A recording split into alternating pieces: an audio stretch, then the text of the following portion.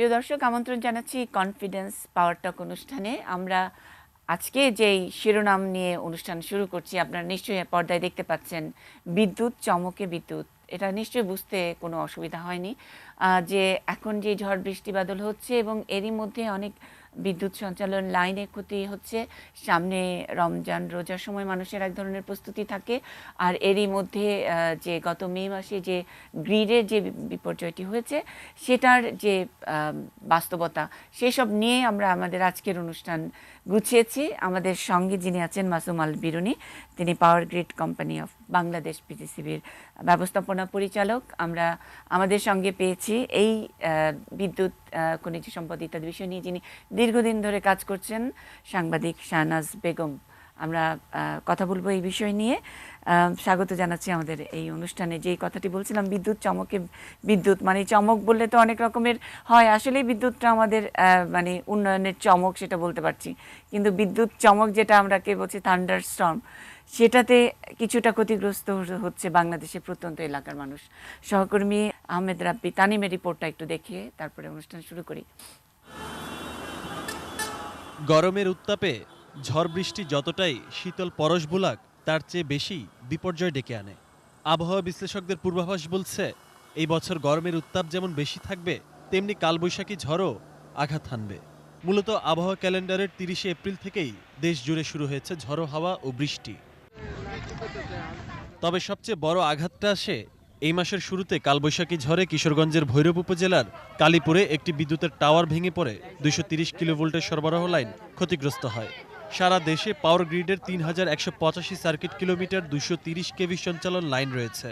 আশুগঞ্জের ওই লাইন মেরামত করার মধ্যেই ঘোড়াশাল ঈশ্বরদী সঞ্চালন লাইন ট্রিপ করলে দেশের পশ্চিম ও দক্ষিণ অংশের 32 জেলা বিদ্যুৎহীন হয়ে পড়ে। টর্নেডো হয়েছিল সন্ধ্যাবেলায়, বেশ বড় ধরনের। সেই টর্নেডোর কারণে আমাদের আশুগঞ্জ থেকে সিরাজগঞ্জ যে লাইনটা ছিল 230 কেভি, তার একটা রিভার ক্রসিং টাওয়ার ক্ষতিগ্রস্ত হয়। এইটা আপনি ধরতে পারেন পুরা পশ্চিমাঞ্চল ছিল না, নদীর ওই পারে পুরাটাই প্রায় ছিল না। তবে গত কয়েকদিনে বিদ্যুৎ সরবরাহ কিছুটা স্বাভাবিক হলেও এর প্রভাব পুরোপুরি কাটেনি। বিদ্যুৎ উন্নয়ন বোর্ডের তথ্য অনুযায়ী খুলনা, বরিশাল, রাজশাহী ও রংপুর বিভাগে 2249 মেগাওয়াট উৎপাদন ক্ষমতার মোট 27টি বিদ্যুৎ কেন্দ্র রয়েছে।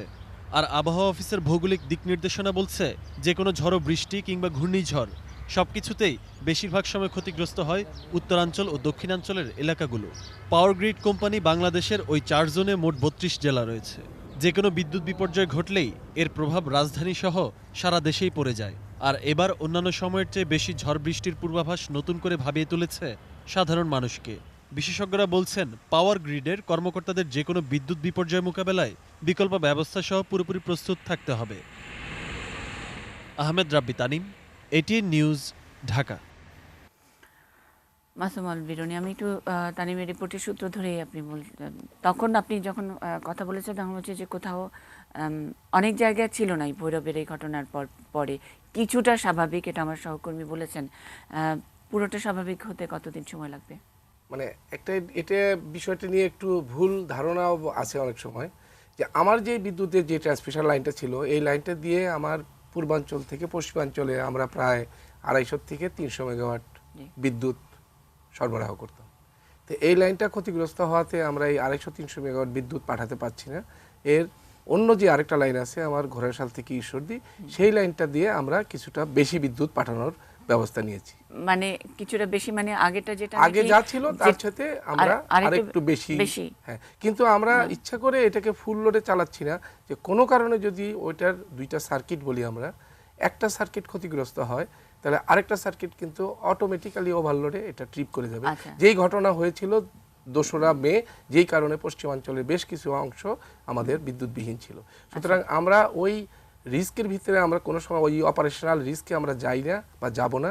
সুতরাং আমরা এই যে লাইনটা এখন আমাদের চালু আছে সেটাকে কিছুটা কম লোডে বা সহনশীল অবস্থায় আপনাদের হাতেই আছে, আপনাদের নিয়ন্ত্রণে আছে। যেটুকু অসুবিধা, মানে আপনারা পাবলিকের কাছ থেকে, সাধারণ ভোক্তাদের কাছ থেকে কেমন কমপ্লেইন পাচ্ছেন?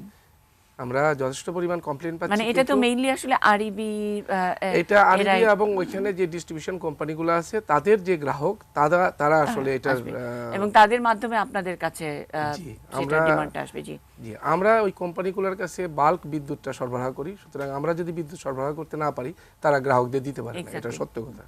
তো এখন যেটা হচ্ছে, আমরা আমাদের সামনে যেই রোজার মাস আসছে, গরমও আসছে, এই হিসাবে আমাদের সরকার থেকে যে নির্দেশ অনুযায়ী যে রোজার ভিতরে আমাদের সর্বোচ্চ ব্যবস্থা নিতে হবে যাতে জনগণের ভোগান্তিটা কম হয়, সেই হিসাবে এখন বর্তমান একটা সপ্তাহের মতো সময়ে যে বিদ্যুৎ কেন্দ্রগুলো আছে সেগুলোকে মেনটেনেন্স করা হচ্ছে যাতে রোজার সময় এগুলা নিরবিচ্ছিন্নভাবে বিদ্যুৎ দিতে পারে।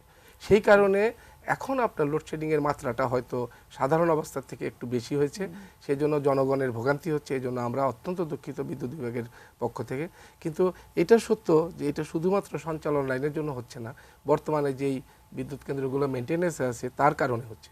ইনশাল্লাহ এটা সপ্তাহখানেকের মধ্যে আমরা এটা ওভারকাম অনেকাংশে করতে পারবো। তার মানে শুধুমাত্র সঞ্চালন লাইনের জন্য নয় বর্তমান অবস্থাটা। আচ্ছা, মেনটেনেন্স তো একটা বিরাট ব্যাপার এবং এটা সব জায়গায় মেনটেনেন্সের বিষয় রয়েছে। এখনকার যে সমস্যাটা, সেটা কি আমরা মেনটেনেন্সের এক্সকিউজ দিয়ে কি অতিক্রম করতে পারবো? এক্সকিউজ ঠিক না, কারণ আপনি দেখেন আপনার যদি নিজস্ব একটা গাড়ি থাকে, গাড়িটাকেও কিন্তু মেইনটেনেন্স করতে হবে, সেটা তো একটা যন্ত্র। জি, সেটা তো মানে যখন গাড়িটা কিনবো তখন মেইনটেনেন্সের একটা হিসাব থাকবে। কিন্তু যখন নাকি এই যে এই ধরনের বিপর্যয়গুলো হয়, তখন কি আমরা মেইনটেনেন্সের দোহাই দিয়ে এই জায়গায় মানুষকে মানুষকে শান্ত করতে পারবো কিনা? না, আমাদের যেই অ্যাক্সিডেন্ট বা যেই দুর্ঘটনাটা ঘটেছে এটা কিন্তু মেইনটেনেন্স কারণে হয় না। মেইনটেনেন্সটা করা হচ্ছে তার পরবর্তী সময়, যাতে রোজার সময় এবং গরমের সময় জনগণের ভোগান্তিটা কম হয়। কোনো বিদ্যুৎ কেন্দ্র যেন হঠাৎ করে এটা অচল না হয়ে যায়, সেই জন্য আগেই মেনটেনেন্স করে জিনিসটাকে আমরা পরিচালনার জন্য রেডি রাখতেছি। আর আমার ট্রান্সমিশন লাইন যেটা ক্ষতিগ্রস্ত হয়েছে, এটা তো প্রাকৃতিক কারণে, প্রাকৃতিক বিপর্যয় হয়েছে। এটাকে আমরা যতদূর সম্ভব দ্রুত সিস্টেমে নিয়ে আসার ব্যবস্থা নিয়েছি। মানে যেরকম বিপর্যয়ের ছবি দেখলাম আমরা, যে একটা বললেন যে এটা দ্বিতীয়, মানে সবসময় তো একটা ব্যাকআপ রাখতে হয়, ব্যাকআপটা আরো বেশি স্ট্রং আপনি মনে করলেন যে ইচ্ছা করলে একটু বেশি বিদ্যুৎই দিতে পারবেন, কিন্তু তারপর যাতে ট্রিপ না করে সে কারণে আপনারা একটু রেশনিং করছেন। কিন্তু আমি বলছি যে মেইন লাইনটা, তার মানে তো একটা সবসময় বিদ্যুতের মধ্যে একটা ব্যাকআপ থাকতেই হয়। এখন ব্যাকআপটাই মেইন হয়ে গেছে, মেইনের ব্যাকআপটা কখন ঠিক হবে? আপনি সত্যি যেটা বললেন, সেই এখন ব্যাকআপটাই মেইন হয়ে গেছে। আমাদের দুইটা লাইন ছিল, এখন যে লাইনটা চালু আছে এটা 1990-এর দিকে, এটা প্রথম আমরা ফার্স্ট ইন্টারকানেক্টর বলি, সেইটাই এখন চালু আছে, কিন্তু সেটার ক্যাপাসিটি অনেক কম। যে লাইনটা আমার ক্ষতিগ্রস্ত হয়েছে, সত্যি কথা এই লাইনটার ক্যাপাসিটি ছিল অনেক বেশি। আচ্ছা, তো মানে এইটা আসলে রিস্টোর করতে কতদিন লাগবে এবং এটার জন্য আপনারা একটা কোনো টাইম ফ্রেম ঠিক করেছেন কিনা? আমরা অলরেডি কাজটা কি হারে হচ্ছে, টাইম ফ্রেম ঠিক করে ফেলেছি। আমাদের ইনফ্যাক্ট ফিজিক্যাল ওয়ার্কও শুরু হয়ে গেছে। কাগজ কলমে আমরা জিনিসটা, যেটা মানে সত্যি কথা কাগজ কলমে করা হচ্ছে, কিন্তু ফিজিক্যাল কাজও হয়ে গেছে এবং আমরা আশা করতেছি 4 মাস লাগবে আমাদের এটা ঠিক করতে। 4 মাসের মধ্যে ইনশাল্লাহ আমরা এই লাইনটাকে আবার আগের অবস্থায় নিয়ে আসবো। আমি একটু শাহনাজ বেগমের কাছে জানতে চাই, আজকের শিরোনাম বিদ্যুৎ চমকে বিদ্যুৎ। এই বিদ্যুৎ চমক মানে এই ঠান্ডার, এই ঝড় কালবৈশাখী, এটা তো প্রতি বছরই আমরা এই ঝামেলার মধ্যে পড়ি। মেনটেন্সের কথা বললেন মাসুমাল বিরুনি, এটাতে তো অনেক সাফার করতে হয়। এমনিতেই বিদ্যুৎ নিয়ে নানা রকমের সাফার, সঞ্চালন লাইন, হয়তো আমাদের কানেকশন আছে, বিদ্যুৎটা ঠিক করে পাই না, কোয়ালিটি বিদ্যুৎ একটা ইস্যু সবসময় আপনারা বলছেন, রিপোর্ট করছেন। তার উপর উটকো এই ঝামেলাটা, এটা কি আমরা আমাদের এই যে পরিকল্পনা যেটা বলছিলেন, মেনটেনেন্সটা মাথায় থাকতে হয়, এই ওভারঅল জায়গায় কি আছে? ধন্যবাদ এনার্জি রিপোর্টার হিসেবে আপনি। না, নিশ্চয়ই ধন্যবাদ। বিরুনি ভাই যেগুলো বলেছেন, মানে এমডি সাহেব যেগুলো বললেন পিজিসিবির, এগুলো খুবই সত্য কথা, এগুলোর সঙ্গে কোনো দ্বিমত নেই। কিন্তু প্রশ্নটি যেখানে, সেটি হচ্ছে দেখুন, ন্যাচারাল ডিজাস্টার কিন্তু একটা কমন ফেনোমেনা। এর সঙ্গে মানুষের, পৃথিবীর কোনো দেশের মানুষের ফাইট করার কোনো ক্যাপাসিটি এখন, এবং এটা ফোরকাস্ট করারও কিছু নাই, সুযোগ নেই। সুতরাং আপনি ধরে নেন যে টাওয়ারটি দুমড়ে মুচড়ে গেল, সেটা আমরা বুঝি, জনগণও বোঝে। কিন্তু যেই টাওয়ারটি দিয়ে, যেই গ্রিড লাইনটি দিয়ে আপনার 1500-1400 মেগাওয়াট যাবে না, এটা একজন টেকনিক্যাল পার্সন হিসাবে উনি আমার থেকে অনেক বেশি জানেন। কিন্তু সেটা সঞ্চালনের ব্যবস্থা নেওয়া হলো এবং নেওয়ার পরে ওটা ফেল করলো। এই বিষয়টি জেনে যখন কেউ করলেন, তখন তার দায় কিন্তু নিতে হবে, এটি হচ্ছে প্রথম। আরেকটি বিষয়, সেটি হচ্ছে আপনি খেয়াল করে দেখুন যে মোট 38টি জেলা অন্ধকারে চলে গেল। এখন 38টি জেলার মানুষের কত ধরনের বিষয়ের সঙ্গে বিদ্যুৎ জড়িত, এটা আজকের দিনে কিন্তু গ্রামেও কিন্তু বিদ্যুৎ ছাড়া জনগণ চলতে পারেন না, এটা বাস্তবতা। এই বাস্তবতাকে সামনে রেখে সারা দেশে 38টি জেলা ব্ল্যাক আউট হয়ে গেল। প্রথমে 1 তারিখে হলো ঝড়ে এবং 2 তারিখে হলো অনেকখানি হিউম্যান এরর। আমার মনে হয় বিরুনি সাহেব এটা স্বীকার করবেন যে হ্যাঁ, কারণ এই পরিমাণে লোড তাদের নেওয়া উচিত হয়নি। তারা হয়তো ভেবেছেন যে নেবেন। আপনি কি হিউম্যান এররটা যদি একটু ইলাবোরেট করেন যে পরিষ্কার করে জি, বলবো? অবশ্যই। আপনি বলবেন, আমি একটুখানি বলে শেষ করে নিই। তারপর মানে সিস্টেমে ওখানে যেটা কাভার করে এটা একেবারে বিজ্ঞান, যে আপনি 10 কেজি চাল যেই হাঁড়িতে বসাতে পারবেন সেখানে যদি আপনি 50 কেজি কিংবা 20 কেজি বসান তাহলে যে রিস্ক থাকে সেই রিস্কটা হয়েছে। আর এটা কিন্তু তারা ইন্টেনশনালি খারাপ ইন্টেনশন থেকে করেছেন তা না, কিন্তু ওই চেষ্টাটাই আমার কাছে মনে হয় বিজ্ঞানসম্মত ছিল না। এটা হচ্ছে প্রথম। দ্বিতীয় যেই ঘটনাটি আছে সেটি হচ্ছে আরইবির, মানে উনি সঠিকভাবে বলেছেন যে উনাদের যে অংশ সেটি হচ্ছে শুধুমাত্র বিদ্যুৎটা দিয়ে দেওয়া, কিন্তু এরপরে যখন গৃহে যাচ্ছে সেটার জন্য যারা ডিস্ট্রিবিউশন কোম্পানিগুলো আছে, আমি শুধু আপনাকে একটা পরিসংখ্যান বলছি যে গত 1 বছরে আরইবির বিভিন্ন জায়গায় আপনার অগ্নিকাণ্ড বলেন, তার ছিঁড়ে বলেন, এভাবে অ্যাক্সিডেন্টে 481 জন নাকি 82 জন মানুষের হাত পা চলে গেছে। কিছুদিন আগে একজন ভালো শিক্ষার্থীও গেছে। এই যে এর পরের পর্যায়ে যে কর্মী বাহিনী আপনার এই তারগুলো ছিঁড়ে গেল ঝড়ের পরে, আপনি যেটা বলেছেন চমক, এই বৈদ্যুতিক চমকের কারণে কিংবা ঝড় বৃষ্টির কারণে যে লাইনগুলো একেবারে বিপর্যস্ত হয়ে গেল, সেগুলোর থেকে মানুষের জানটা অন্তত রক্ষা করা, মালের কথা আমি বাদই দিলাম, সেটার দায়িত্ব মানে আসলে এক্সপার্টিস, মানে আমাদের আসলে ম্যান পাওয়ার এবং দক্ষ ম্যান পাওয়ার, এটার একটা স্পেশাল দক্ষতা দরকার। আমাদের কিন্তু অনেক গ্রাম আছে রিমোট, এখন সেখানেও মোবাইল আছে। অনেক গ্রাম আছে যেগুলো রিমোট, আরইবি বরাবরই বলে থাকেন কিংবা বিদ্যুৎ বিভাগ। আমরা যদি একটু আলোচনাটাকে বড় করে দেখি যে ঝড়ে মানুষের যে ক্ষতি হয়, সেই ক্ষতিতে যদি একটা শিক্ষার্থী, সেদিন যেটা হলো, সে যাচ্ছিল স্কুলে, তার 2টো হাত চলে গেল, যার গেল তার কিন্তু গেল, তার আপনার মনে হতে পারে সামগ্রিক অর্থে এটা খুব ক্ষুদ্র, কিন্তু একজন গ্রাহকের কাছে, একজন মায়ের কাছে, একটা পরিবারের কাছে এটা কখনোই ক্ষুদ্র না। এই জায়গাগুলোকে অ্যাড্রেস করার যেটা হচ্ছে ফাইনালি যেটাকে বলে সেটা হচ্ছে আমাদের যে সিস্টেমের সিকিউরিটি।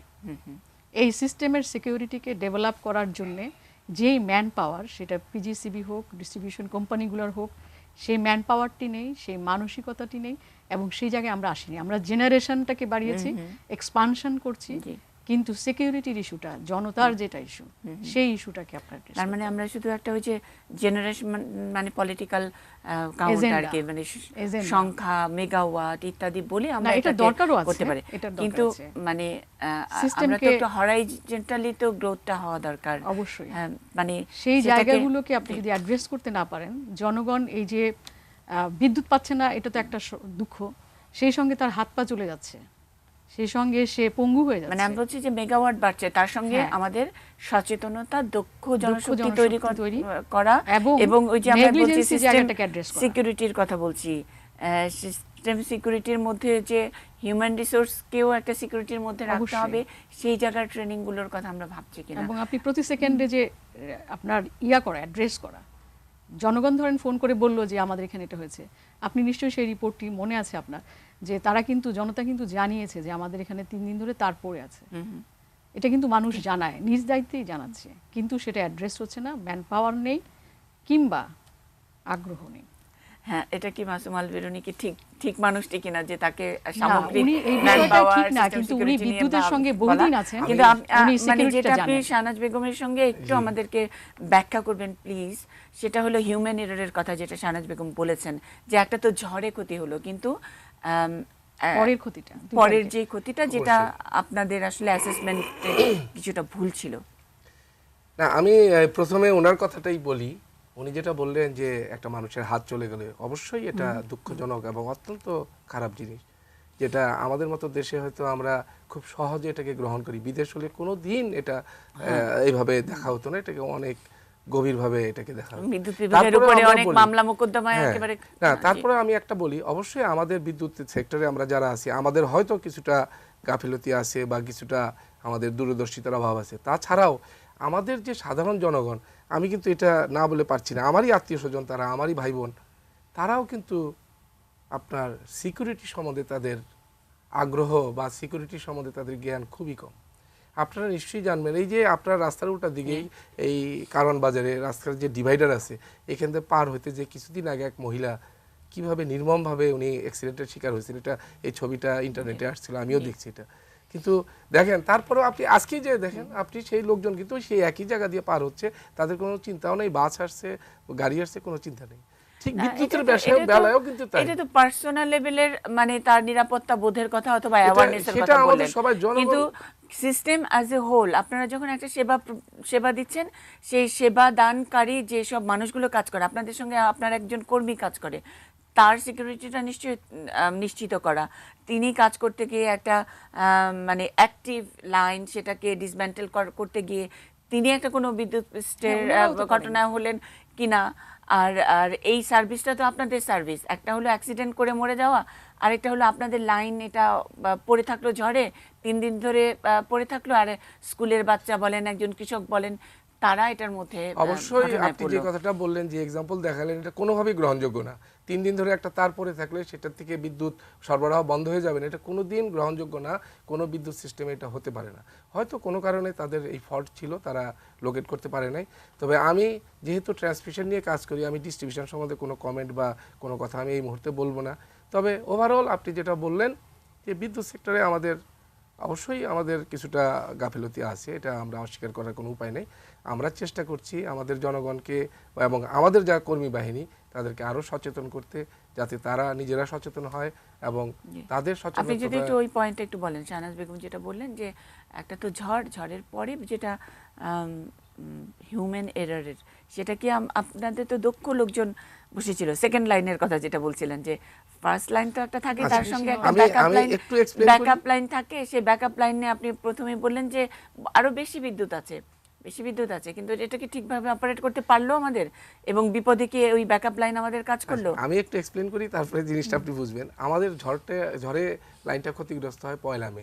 তখন কিন্তু জনগণ কোনো এটা বুঝতেও পারে না যে আমাদের একটা লাইন ক্ষতিগ্রস্ত হয়েছে, তাদের বিদ্যুৎ সরবরাহ একদম সম্পূর্ণ স্বাভাবিক ছিল।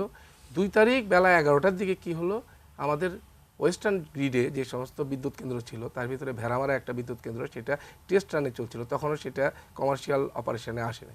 সেই টেস্ট রানে চলতে হঠাৎ করে ওইটা বন্ধ হয়ে গেল, এবং সেটার ক্যাপাসিটি ছিল প্রায় 250 মেগাওয়াট। এই 250 মেগাওয়াট বিদ্যুৎ যখন বন্ধ হয়ে গেল, স্বাভাবিকভাবে বিদ্যুতের ধর্ম হলো এই বিদ্যুৎটা সে আরেকখান দিয়ে নেওয়ার চেষ্টা করবে, যেই নেওয়ার লাইনটা হলো আমার ঘোড়াশাল থেকে ঈশ্বরদী লাইনটা। সেই 250 মেগাওয়াট নেওয়ার মতো ক্ষমতা তার ছিল না। স্বাভাবিকভাবে সে ওভারলোড দিয়ে দেখে, সে ট্রিপ করে দেয়। এই ট্রিপ করে যাওয়ার পরেই ওয়েস্টার্ন জোনে যতগুলো বিদ্যুৎ কেন্দ্র ছিল একটার পর একটা বন্ধ হয়ে গেছে, এবং তারপরে আমরা এটা যত দ্রুত সম্ভব নিয়ে আসার চেষ্টা করি। যে নিতে পারবে না, এটা যে সিস্টেম যখন ট্রিপ করবে তখন তো সে টানবেই, এটা কিন্তু ইঞ্জিনিয়ার হিসেবে আপনাদের জানা। ব্যাকআপটাই তো জন্যই তো আমার ওই লাইনটা নিজেকে রক্ষা করার জন্য সে এটাকে ট্রিপ করে দিয়েছে। না কিন্তু ওখানে তো নিশ্চয়ই মনিটরিং সিস্টেম আছে। হ্যাঁ আছে তো, সেজন্যই তো এটা ট্রিপ করলো। এবং যখন আমার ওই বড় বিদ্যুৎ কেন্দ্রটা চলে গেল, করতে পারলেন না। না, বড় বিদ্যুৎ এটা মুহূর্তের ব্যাপার, একটা মিলি সেকেন্ডের ব্যাপার, কিন্তু মিলি সেকেন্ডেই তো কাজ হয়। হ্যাঁ, তো মিলি সেকেন্ডে আমি আমার লাইনটাকে ট্রিপ না করলে তো লাইনটাকে বাঁচানো যেত না, তাহলে আরো বড়। ওই যে ওই ন্যানো সেকেন্ডের যে এররটা, ওইটার আমরা এখনো মানে ওভারকাম করতে পারি না, মানে এটাকে আমাকে ধরে নিতেই হবে। কিন্তু অন্য সব দেশে এটা ওভারকাম করে না, এইটাই নিয়ম, এইটাই এরকমই হবে এবং এটা কি করতে হবে। আচ্ছা, এরকমই হবে। তাহলে আমরা এররের কথা আমরা কেন বলছি যে হিউম্যান এররের কথা, মানে শাহনাজ বেগম যেটা বলছেন তাহলে হিউম্যান এররের কথা আপনি বলেন। আমি আপনাকে এটুকুই সাবস্টেনশিয়েট করি, উনি যেটা বলেছেন ইঞ্জিনিয়ার হিসেবে, এটা তো ডেফিনেটলি কারেক্ট যে আপনার সিস্টেমে এখন একটা হঠাৎ করে একটা কিছু হলো যেটা ট্রিপ করবে, ট্রিপ করার সাথে সাথে যে আপনার ব্যাকআপ, সেই ব্যাকআপটা মানুষই করবে। ওই ব্যাকআপটা উনি ওটা মেনটেন করবেন। যেমন 14 তারিখে যেটা হয়েছিল ভেড়ামারায়, 14 সালে, 2014 সালে। হ্যাঁ 14 সালে। এখন ধরেন আপনি এখানে অফ করেছেন, অনেকবারই কিন্তু ট্রিপ করেছে, এখনো কিন্তু অনেকবার ওই লাইনটা ট্রিপ করে, কিন্তু মানুষই কিন্তু ওটাকে আবার ঠিক করে বসায়, মানে ঠিক করে মানে অফ করে অন করে আন্ডার ফ্রিকোয়েন্সি রিলেতে চলে যায়। আমি একটা কথা বলি, ঠিক মানুষই ঠিক করে না, ওইটার ওই সেকেন্ডারি আরেকটা পার্ট থাকে যেটা দিয়ে ওই বিদ্যুৎ, তাহলে এখানে সেই সেকেন্ডারি পার্টটা ছিল না, যেহেতু এই লাইনটা ক্ষতিগ্রস্ত হয়ে গেছে আগেই। আচ্ছা, আমার যে সেকেন্ড লাইনটা ছিল তার সেই ক্ষমতা ছিল না। যদি আমার এই লাইনটা সেকেন্ডারি পার্টটা থাকলে আসলে এই হিউম্যান এররের এই প্রশ্নটা আপনার এই আলোচনাটা খুব ভালো জায়গায় এসেছে। এই যে আমাদের যে বাকি যে ব্যাকআপ সিস্টেমগুলো জি। সেগুলো তো আপনাদের ডিজাইনে আপনাদের প্ল্যানেই থাকতে হবে, নিশ্চয়ই, তাই না? অবশ্যই। সেই জায়গাগুলোতে আপনি দেখেন 14 সালের ঘটনা এবং এ পর্যন্ত ভেড়ামারায় কতবার ট্রিপ করেছে। জি, আমরা একটা বিরতি দেব। তার আগে যে এই পয়লা মের পরের দিনের ঘটনা, এটা থেকে কি কোনো আমরা কোনো লেসন লার্ন, আমরা কি শিখলাম, এবং সেখান থেকে মানে ওভারঅল একটা জায়গায় আজকে ভেড়া মারা হলো, কালকে হয়তো আশুগঞ্জে হবে, মানে একটার উদাহরণ আরেকটাতে খালি আমরা অজুহাত দিব, নাকি একটা ওভারঅল আপনি সিস্টেমের মধ্যে অবশ্যই এখান এটা থেকে থেকে আমাদের শিক্ষণীয় যথেষ্ট কিছু আছে। আমরা যখনই একটা ফল্ট হয় বা এরকম একটা বড় দুর্ঘটনা হয়, এটা থেকে আমাদের যারা এটা নিয়ে আলোচনা করেছেন আলোচনা কিনা, করি, এটা এটা বিদ্যুৎ আমরা বিভাগ কি? পোস্টমর্টেম বলি, এটা পোস্টমর্টেম করি, কেন এটা হলো, এটার রিমেডি কি ভবিষ্যতে যাতে আচ্ছা, না আমরা হয়। রিমেডিটা আপনাদের কাছে শুনবো যে অন্তত আপনারা নীতি নির্ধারকরা কি রিমেডির কথা ভেবেছেন। আমরা নিরবিচ্ছিন্ন বিদ্যুৎ পেতে চাই, অন্তত এই রোজার সময়টা বা এই গরমের সময়টা আমরা আপনাদের ট্রিপ, আপনাদের অমুক সেকেন্ড লাইন, এটা আমরা শুনতে চান না, কিছুই বুঝবো এটা না। আপনারা শুনতে চান না, আমরা এটা বুঝবো স্বাভাবিক। বিদ্যুৎ চমকে বিদ্যুৎ চলে গেছে, বিদ্যুৎ কখন আসবে চমকের মতন করে। আমাদের সঙ্গেই থাকুন, বিদ্যুৎ চমকে বিদ্যুৎ। আজকে পাওয়ার টকের শিরোনাম, একটা ছোট্ট বিরতি নিয়ে ফিরছি।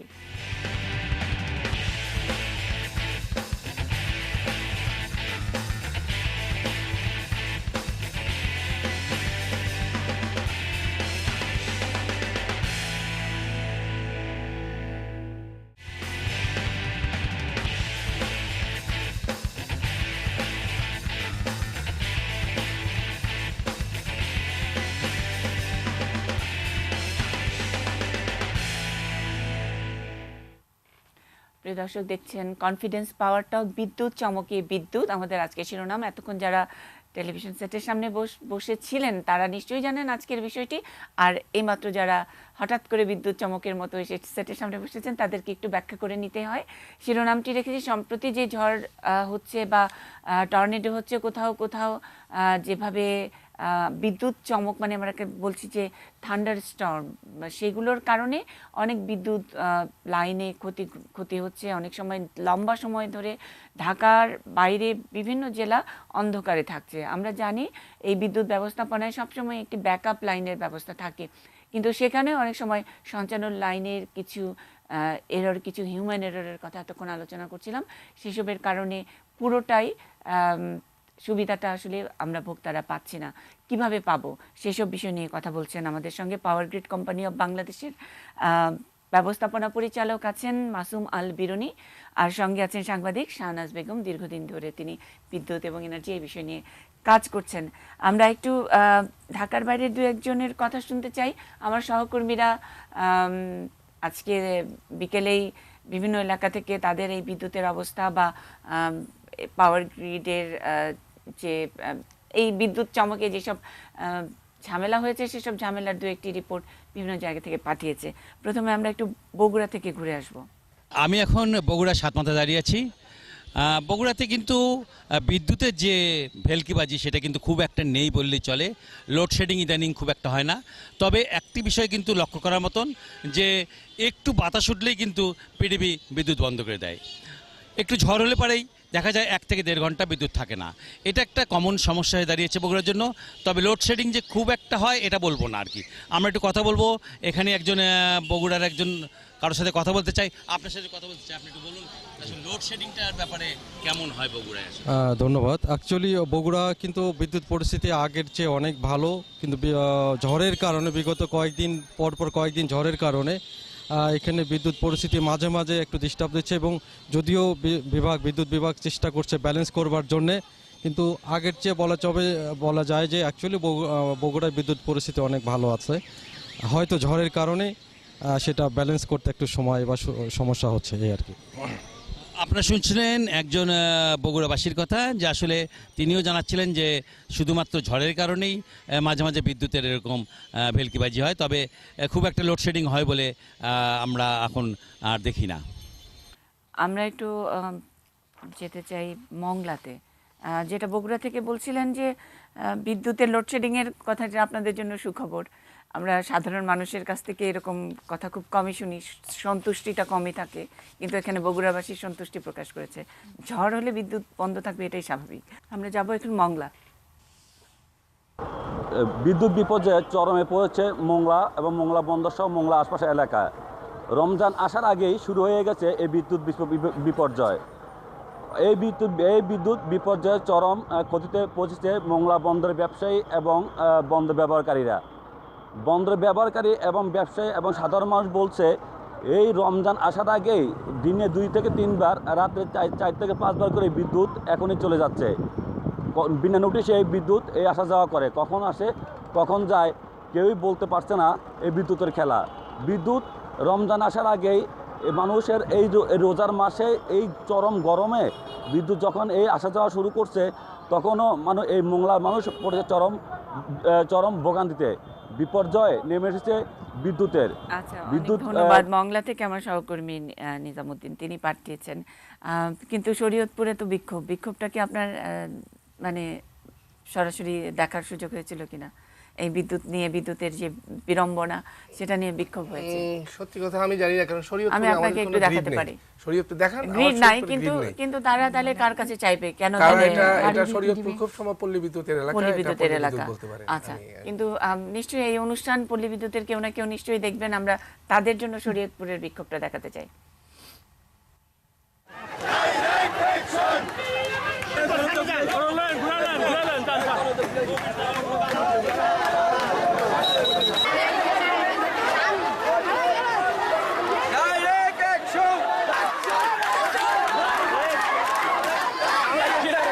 নড়িয়াতে 24 ঘন্টার মধ্যে আমরা অনলি 2 ঘন্টা বিদ্যুৎ পাই।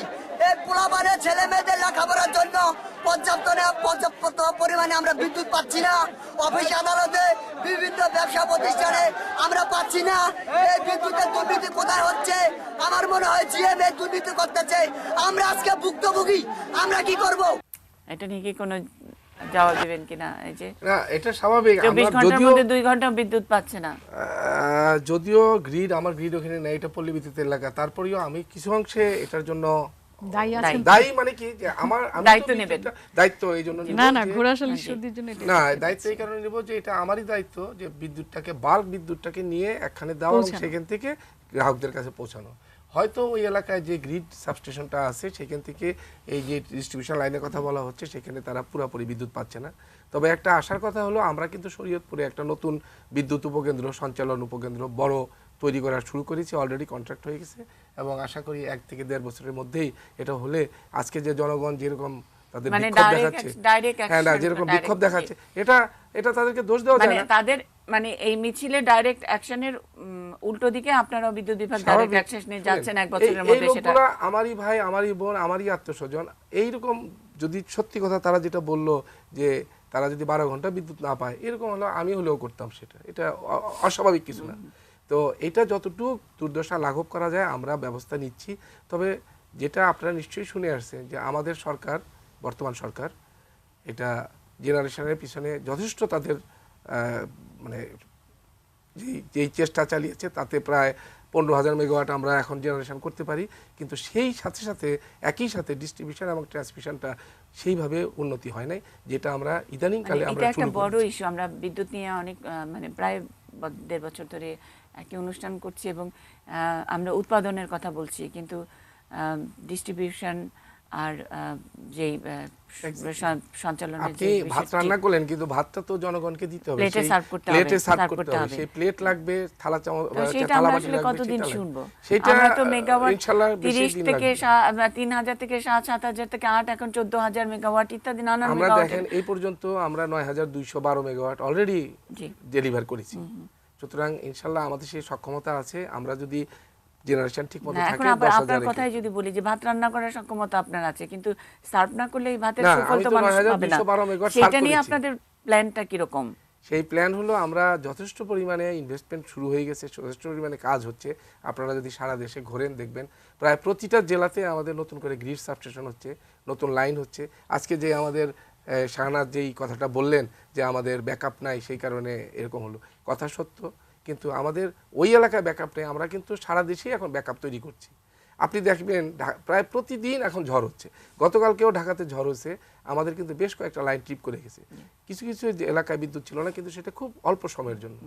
এই কি হয়েছে, তাতে আমরা যে ব্যাকআপ লাইনগুলো ছিল সেগুলো দিয়ে বিদ্যুৎটা আমরা সরবরাহ করতে পেরেছি। সেরকম আমরা ওয়েস্টার্ন গ্রিডেও আমাদের ওই সাইডটাকে বলি ওয়েস্টার্ন গ্রিড, সেখানেও আমরা যথেষ্ট ব্যাকআপ আমরা তৈরি করছি, নতুন নতুন উপকেন্দ্র তৈরি করছি, সেগুলো আসলে ইনশাল্লাহ জনগণের এই ভোগান্তি আমি আশা করি যথেষ্ট কমবে। আরো অনেক প্রশ্ন আছে শাহনাজ বেগম, না, মানে প্রশ্ন আমরা নেই, গরম বিদ্যুৎ, গরম ঝড় ইত্যাদি এর মধ্যে আমার দুই সহকর্মীও মানে স্ট্যান্ড বাই আছেন বরিশাল থেকে। হুমায়ুন ভাই আছেন আমাদের, তিনি আমাদের সঙ্গে সরাসরি সংযুক্ত হবেন। আমরা মাদারীপুর থেকেও দেখতে চাই মাদারীপুরের বিদ্যুতের যেটি মানে পিজিসিবির এমডি সাহেব বললেন, সেটা তো একটা দিক আছে, কিন্তু আমার প্রশ্ন হচ্ছে মানে জনতার কাতার থেকে ঝড় বৃষ্টি কি হতে পারবে না? এক্স্যাক্টলি, ঝড় বৃষ্টি কি বন্ধ করে দেওয়া হবে, কিংবা তারা কি হরতাল ডাকবে?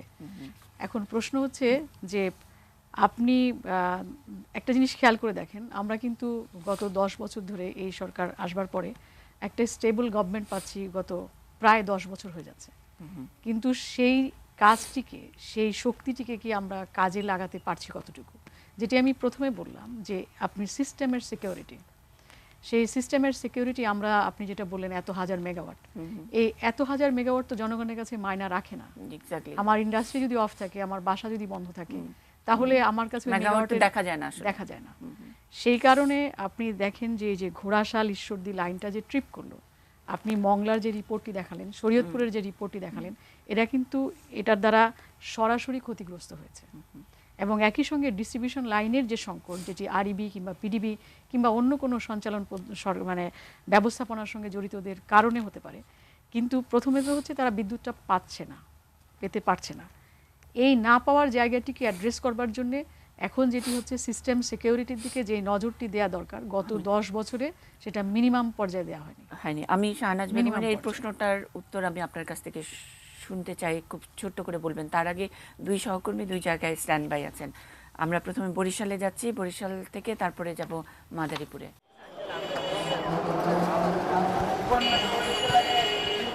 চাহিদার তুলনায় সরবরাহ কম থাকায় বরিশালে বিদ্যুৎ সংকট চরম আকার ধারণ করেছে। আর এই বিদ্যুৎ সংকটের কারণে বরিশালবাসী এখন চরম দুর্ভোগের শিকার হচ্ছে। আমি এখন দাঁড়িয়েছি বরিশাল নগরীর বটতল এলাকায়। আপনারা দেখতে পাচ্ছেন যে আজকের এখন থেকেই বরিশাল নগরীর সিংহবাগ এলাকায় বিদ্যুৎ সরবরাহ বন্ধ রয়েছে। বিদ্যুৎ বিভাগ জানিয়েছে যে আজ তারা বিদ্যুৎ পেয়েছে মাত্র 60 মেগাওয়াট, অথচ বরিশালে বিদ্যুতের চাহিদা 120 মেগাওয়াট। বরিশাল এবং ঝালকাঠিতে এই বিদ্যুৎ সরবরাহ কম থাকায় বরিশাল নগরী এখন ভূতুড়ে নগরীতে পরিণত হয়েছে। আপনারা দেখতে পাচ্ছেন যে চারদিকে শুধু অন্ধকার, আর এই বিদ্যুৎ সরবরাহ বন্ধ, বিদ্যুৎ সরবরাহ কম থাকায় শুধুমাত্র যে মানুষের কথা শুনবো। আপনি আপনার কি মানে এটা জবাব দেবার? অবশ্যই এই জবাব দেওয়ার চাহিদার তুলনায় সরবরাহ কম থাকায়, শুরুতে এটা বলেছেন। আপনি দেখেন চাহিদার তুলনায় সরবরাহ কম, এটা কিন্তু ট্রান্সমিশনের ব্যাপার না, এটা কিন্তু জেনারেশনের বিষয়।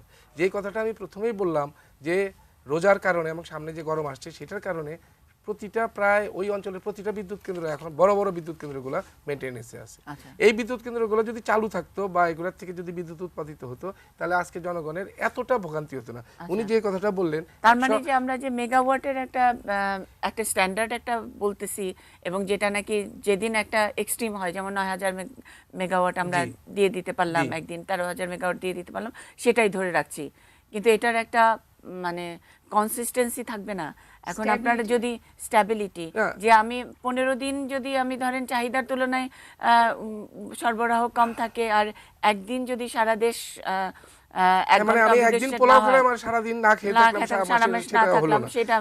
কিন্তু কথাটা ঠিক এক্স্যাক্টলি সেরকম না। কারণ এখানে দেখেন এই জায়গায় ট্রান্সমিশনের মানে আমি বলবো প্রবলেমটা কিন্তু একটু নগণ্য। এই জায়গায় যেটা হয়েছে সেটা হলো জেনারেশন। আমার যে লাইনটা ক্ষতিগ্রস্ত হয়েছে, আমি আগেও বলেছি, এই লাইনটা দিয়ে ম্যাক্সিমাম 300 মেগাওয়াট বিদ্যুৎ আমরা নিতাম, কিন্তু এখন ওই অঞ্চলে 300 মেগাওয়াটের থেকে অনেক বেশি জেনারেশন শর্টেজ। সেই শর্টেজটা হলো মানে ওই এলাকায় তো একটা ভালো একটা বিদ্যুৎ কেন্দ্রের একটা ডিমান্ড রয়েছে। শিওর, ওই যেটা বললো 120 মেগাওয়াটের এগেইনস্টে যদি সত্য কথা হয়ে থাকে সে পাচ্ছে 7 মেগাওয়াট, এটা কিছুই না। 120 এর এগেইনস্টে 7 কিছুই না। আমরা তো ভূতুরে নগরী দেখলামই। হ্যাঁ, ভূতুরে নগরী। সুতরাং এইটা কিন্তু ট্রান্সমিশনের কারণে না, এটা জেনারেশনের কারণে। তার মানে জেনারেশনের ব্যাপারে কি আরো অ্যাগ্রেসিভ কিছু ভাবছেন অন্তত না? বরিশালের এটা জন্য? আমার যেটা মনে হয় যারা জেনারেশনের সাথে জড়িত তারা ভালো বলতে পারবেন। তারপরে আমার মনে হয় ওই যে রোজার কারণে তারা মেইনটেনেন্স দিয়ে যাতে মেশিনগুলো রোজার সময় জনগণের ভোগান্তিটা সবচেয়ে কম হয়, সেই কারণে তারা আচ্ছা, এটাকে আমরা একটু খুব ছোট্ট করে মাদারীপুর থেকে ঘুরে আসতে চাই এবং শেষ করব অনুষ্ঠান। মাদারীপুর, জহির। গত 5 বছরে মাদারীপুরে বিদ্যুতের যে নিরবচ্ছিন্ন সংযোগ ছিল, লোডশেডিং এত কম ছিল যে মানুষ তেমন একটা দুর্ভোগ পোহায়নি।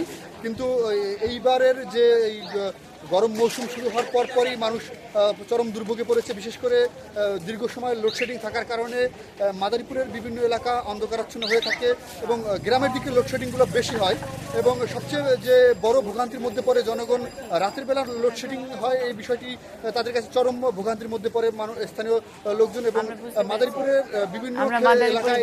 জহির, অনেক ধন্যবাদ, অনেক ধন্যবাদ। আমরা চরম ভোগে জি বলাটা খুব জরুরি। আপনার রিপোর্টাররা যেগুলো দেখাচ্ছেন, হ্যাঁ, এটা কিন্তু অংশ তো আপনার আমাদের এই গ্রিড লাইন ফেইলারের জন্য। আমাদের জেনারেশন কিন্তু এত খারাপ না, এই মুহূর্তেও এত খারাপ না।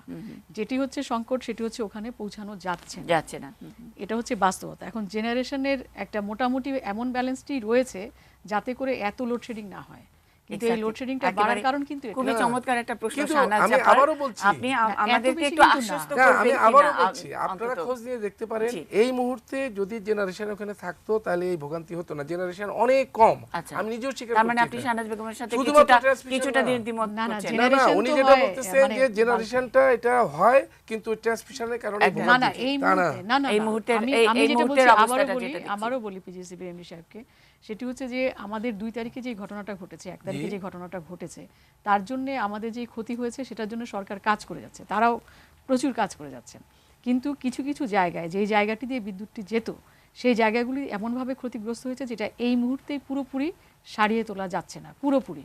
সে কারণে কিন্তু একটা বড় সংকট রয়েছে, জেনারেশনের সংকট আছে, কিন্তু শুধুমাত্র জেনারেশনের জন্যই একেবারে ব্ল্যাক আউট হয়ে যাচ্ছে এটা কিন্তু সঠিক না। একদম শেষ যেটা বললেন এই যে ট্রান্সমিশনটা কিন্তু আমি সেই শরীয়তপুরের সেই প্রাথমিক জেলা ট্রান্সমিশন সেটা কিন্তু ডিস্ট্রিবিউশন কিন্তু পেতে হবে তো, যাদেরকে অ্যালোকেশন হচ্ছে 7 মেগাওয়াট। একদম অনুষ্ঠান শেষ করব। সিস্টেম সিকিউরিটি নিয়ে শাহনাজ আপার একটা প্রশ্ন ছিল, সেটা থেকে আমাদেরকে আশ্বস্ত করবেন কিনা? আর সামনে রোজা অনেক কিছু রয়েছে, এতক্ষণ ধরে কিছুটা আশ্বস্ত করেছেন সিস্টেম সিকিউরিটি। অবশ্যই আমরা একটা সিস্টেম, এত বড় সিস্টেম, আস্তে আস্তে সিস্টেমটা বড় হচ্ছে, এটাকে সিকিউর করা আমাদের দায়িত্ব। তাছাড়াও জনগণকে বিদ্যুৎ দেওয়াটা আমাদের প্রাইম দায়িত্ব। সুতরাং জনগণকে বিদ্যুৎ যাতে আমরা সিকিউরভাবে দিতে পারি সেই চেষ্টা অবশ্যই আমরা করব। টেকনিক্যালি আমরা সেই ব্যবস্থাই নিচ্ছি এবং এটাকে উনি যেটা বারে বারে বলছেন আমিও একমত যে আমাদের সেই সক্ষমতা আছে নাকি আমরা কোনো প্রাইভেট সেক্টরে এই সিকিউরিটির জায়গাটা? আমাদের সেই সক্ষমতা আছে। আপনারা কি বলেন? আমাদের কি মানে বাইরে থেকে ট্রেন্ড লোক, দক্ষ জনশক্তি, ট্রেনিং এর কোনো বিকল্প নাই। ট্রেনিং সবসময় এটা একটা চলমান প্রক্রিয়া। তবে আমাদের যে জনশক্তি আছে বা আমাদের যে জনবল আছে যথেষ্ট দক্ষ, তারা সিস্টেম বড় হচ্ছে, তাদেরকে আরও ট্রেনিং দিতে হবে, আরও জনবল আমাদেরকে সম্পৃক্ত করতে হবে এবং জনগণকেও এটার সাথে সম্পৃক্ত করতে হবে। জনগণকেও বুঝতে হবে যে আপনি প্রথমে যেটা বললেন সিকিউরিটি বিষয়, সিকিউরিটিটাও তাকে বুঝতে হবে। এই সব কিছু মিলেই আমাদের এগিয়ে যেতে হবে। জনগণের সিকিউরিটিটা তো খুবই মাইক্রো, মানে ওটা তো আমি একদম পার্সোনাল লেভেলের সিকিউরিটির জায়গা, কিন্তু এটা তো ম্যাক্রো লেভেলে আপনারা যারা ম্যাক্রো লেভেলে আমাদের যে লাইন আছে, যে ডিস্ট্রিবিউশন লাইন, ট্রান্সমিশন লাইন এবং জেনারেটর আছে, সেগুলো রক্ষা করার দায়িত্ব তো অবশ্যই আমাদের। আমরা টেকনিক্যালি সেগুলোকে এমন ব্যবস্থা করি যাতে এই কোনো ওভারলোড বা কোনো বিপর্যয়ের সময় এগুলা মানে বিদ্যুৎ চমকে বিদ্যুৎটা যেন থাকে, মানে আমরা যেন ভুতুরে নগরীতে বা ভুতুরে বিদ্যুতের মধ্যে যেন না পড়ি, ওইটুকু আমাদের চাহিদা ছিল। চাহিদার সাথে আপনাদের সঞ্চালনটা যেন আপনারা ঠিকঠাক করেন, এটুকু আমাদের দাবি থাকবেই সবসময়। অনেক ধন্যবাদ আমাদের সঙ্গে থাকবার জন্য। আগামী সপ্তাহে আবারও কনফিডেন্স পাওয়ার টক নিয়ে আপনাদের সামনে হাজির হব। সেই পর্যন্ত সবাই ভালো থাকবেন।